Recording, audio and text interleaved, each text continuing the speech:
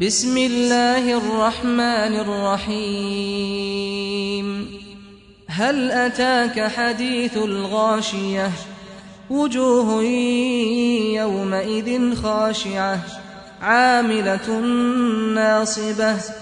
تصلى نارا حامية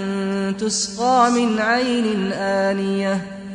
ليس لهم طعام إلا من ضريع لا يسمن ولا يغني من جوع وجوه يومئذ ناعمة لسعيها راضية في جنة عالية لا تسمع فيها لاغية فيها عين جارية فيها سرر مرفوعة وأكواب موضوعة ونمارق مصفوفة وزرابي مبثوثة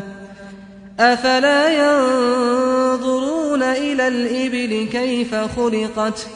وإلى السماء كيف رفعت وإلى الجبال كيف نصبت وإلى الأرض كيف سطحت فذكر إنما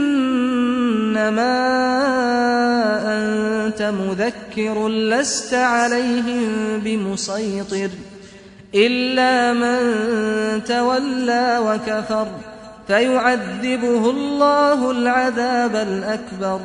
إن إلينا إيابهم ثم إن علينا حسابهم.